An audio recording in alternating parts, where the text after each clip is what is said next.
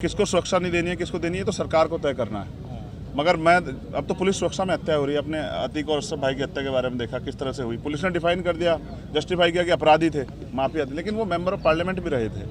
फिर संजीव जीवा की हत्या, चलो उनको भी आप कर दोगे जस्टिफाई। अब चंद्रशेखर को कैसे जस्टिफाई करोगे? पिकेट 20 मीटर पे पिकेट है, पुलिस खड़ी है और क्या इंटेलिजेंस है? अब इतने हमारे सामान्य नेता हैं, रास्ते में इनके साथ कोई हादसा हो जाए कौन जिम्मेदारी लेगा? क्या नेता घर में छिप जाए लोहे के बॉक्स में?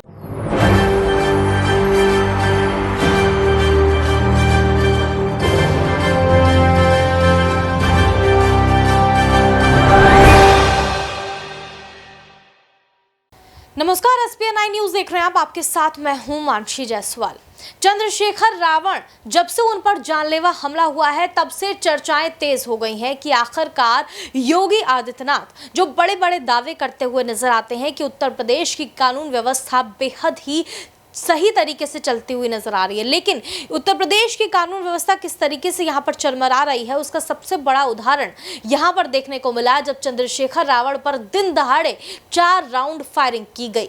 4 हमलावर पकड़ लिए गए, लेकिन अभी तक उनसे पूछताछ जो है वो जब हुई है तब से सिर्फ केवल यही बात बोली गई है कि चंद्रशेखर रावण के कुछ बयानों की वजह से वो गुस्से में थे और इसी वजह से उन्होंने हमला किया।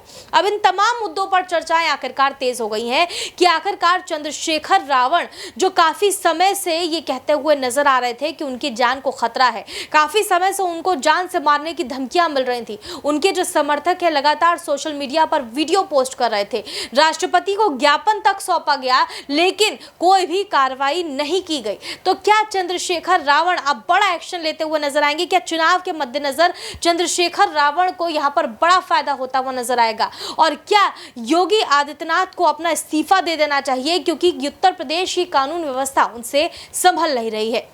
चंद्रशेखर रावण ने अपने बयान में साफ तौर पर कहा कि अगर उत्तर प्रदेश की कानून व्यवस्था वो संभाल नहीं पा रहे हैं तो योगी आदित्यनाथ को मुख्यमंत्री पद से इस्तीफा दे देना चाहिए। चंद्रशेखर रावण ने अपने बयान में क्या कुछ कहा है, सुनिए। मुझे यूपी पुलिस की काबिलियत में पहले से कभी शक नहीं था, लेकिन मेरा ये मानना है पुलिस सरकार की होती है और जो सरकार कहती है पुलिस उस हिसाब से काम करती है।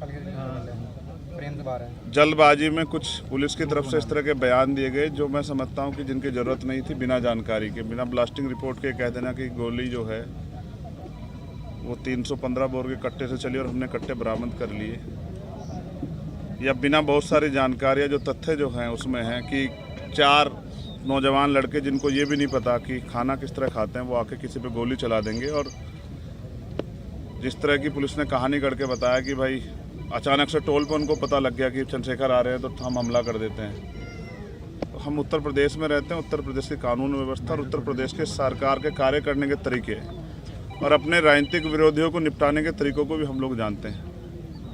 किसी को CBI ED इनकम टैक्स से निपटा रहे हैं, किसी को मुकदमों से जेलों में ठूस के जबरन झूठे मुकदमे लगा के झूठे गवाह तैयार करके निपटा रहे हैं, और जो उनसे नहीं बचे हैं उनको गोली के जरिए जो है निपटाने काम कर रहे हैं।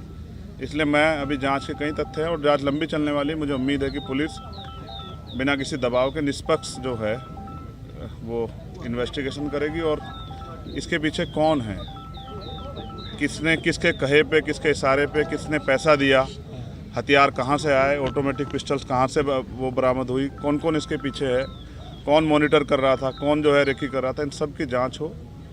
इसलिए भी ज़रूरी है कि आज मेरे साथ है, कल किसी और के साथ ना हो, क्योंकि उत्तर प्रदेश में विपक्ष के लोग बड़ी मजबूती से जो है अपनी लड़ाई को लड़ रहे हैं। और ये तो उत्तर प्रदेश है, यहाँ तो चुनाव सजा होने के बाद पता लगता है कि DM साहब के दबाव में मुकदमे लिखा गया था, बाद में वादी मना कर देता, लेकिन तब तक बहुत कुछ बदल जाता तस्वीर। पुलिस के आज के खुलासे से आप संतुष्ट हैं या नहीं? मैंने कहा कि मैंने उनको पर्याप्त समय दिया कि वो अपनी कार्रवाई को, गिरफ्तारी की प्रक्रिया आगे बढ़ाए। तो गिरफ्तारी हुई है।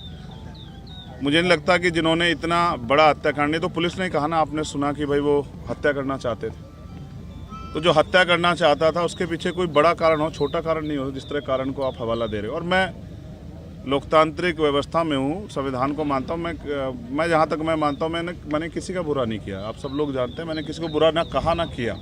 मैंने प्रयास किया कि जिसके भी साथ खड़ा हो पाऊँ, जिसकी भी मदद कर पाऊँ, जिसके भी आंसू पहुँच पाऊँ। और ये मैंने सीखा अपने जो सीनियर लोग हैं उनसे आजम भाई उनमें से एक शख्सियत है जिनसे मैंने सीखा किस तरह से लड़ाई लड़ी जाती है कमज़ोरों की।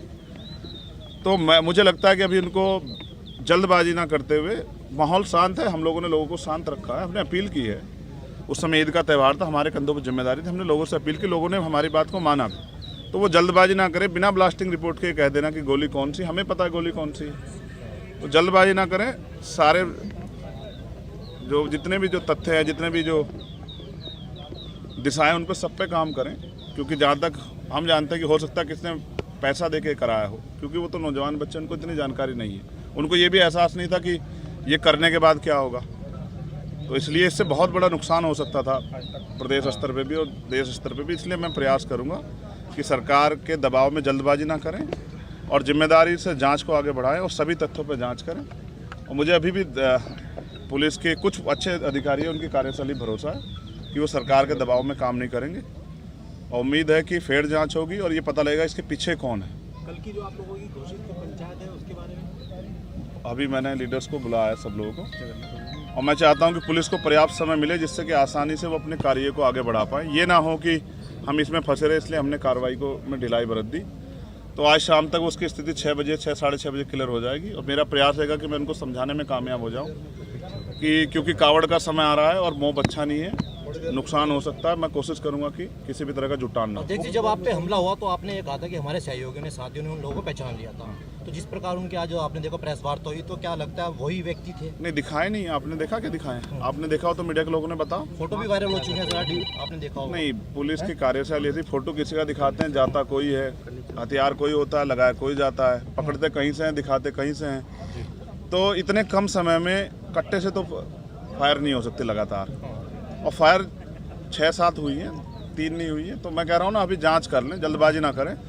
मैं समझता हूँ उनके कंधों पे जिम्मेदारी है, उनको सरकार को जवाब देना है। लेकिन सरकार भी ध्यान रखे कि इस तरह का माहौल ना बनाए कि लोगों में भय का। आप कानून व्यवस्था तो अच्छी कर नहीं पा रहे हो, इस तरह की बेवकूफ़ी की बातें करने से कोई फ़ायदा नहीं। तो मुझे उम्मीद है कि पुलिस जाँच के इसको सही ओर ले जाएगी और जाँच को भटकाने काम नहीं करेगी। मुख्यमंत्री ब्रजेश पाठक कह रहे हैं कि चंद्रशेखर तो मेरे भाई की तरह है और हम उनको सुरक्षा मुहैया कराएंगे। अब से पहले वो जिस पार्टी में रहे, हमने उस दल में काम किया। तो मेरे ऐसा नहीं, राजनीति में किसी बुरे संबंध नहीं होते हैं। तो मैं तो मुख्यमंत्री को बुरा नहीं कह रहा हूँ। वो अलग बात है कि उनके बहुत सारे कार्य ऐसे हैं जो जन विरोधी है, उनकी भाषा ऐसी है जिसको लोकतंत्र में कोई जगह नहीं दी जा सकती। लेकिन फिर भी मैं कहता हूँ कि ठीक है, उनको अपनी सरकार, जनता ने बहुमत दिया, चलाएं। और किसको सुरक्षा नहीं देनी है, किसको देनी है, तो सरकार को तय करना है। मगर अब तो पुलिस सुरक्षा में हत्या हो रही है। अपने अतीक और अशरफ भाई की हत्या के बारे में देखा किस तरह से हुई। पुलिस ने डिफाइन कर दिया, जस्टिफाई किया कि अपराधी थे, माफिया थे, लेकिन वो मेंबर ऑफ पार्लियामेंट भी रहे थे। फिर संजीव जीवा की हत्या, चलो उनको भी आप कर दोगे जस्टिफाई। अब चंद्रशेखर को कैसे जस्टिफाई करोगे? पिकेट 20 मीटर पे पिकेट है, पुलिस खड़ी है, और क्या इंटेलिजेंस है? अब इतने हमारे सामान्य नेता हैं, रास्ते में इनके साथ कोई हादसा हो जाए, कौन जिम्मेदारी लेगा? क्या नेता घर में छिप जाएं, लोहे के बॉक्स में बंद हो जाएं? तो जनता का आदमी जनता के बीच रहता है। भविष्य में ऐसी घटनाएं हो सकती हैं। जब तक पूरी कलह नहीं खुलेगी, वो आखिरी जो उनका मास्टरमाइंड वो नहीं पकड़ा जाएगा, उसको नहीं सामने करेंगे, तब तक नहीं पता। जिसने फिरौती ले रखी है, मुझे ऐसा लगता है उसकी मालिक की बात पूरी कल फिर करवाएगा। तो मैं हर खतरे के लिए तैयार हूँ, लेकिन मैं भी जनता के बीच जैसे रुकूंगा नहीं, मैं जाऊंगा। तो सुना आपने किस तरीके से अपने भाषण में चंद्रशेखर रावण ने साफ तौर पर बड़ा हमला बोला योगी आदित्यनाथ पर, और यहाँ पर जिस तरीके से दलितों में गुस्सा है चंद्रशेखर रावण पर, जब से हमला हुआ है तब से जो राजनीति है वो गरमाते हुए नजर आ रही है। इन तमाम मुद्दों पर आप क्या सोचते हैं, हमें कमेंट करके जरूर बताएं। देश और दुनिया की तमाम बड़ी खबरों के लिए देखते रहिए SPN 9 न्यूज।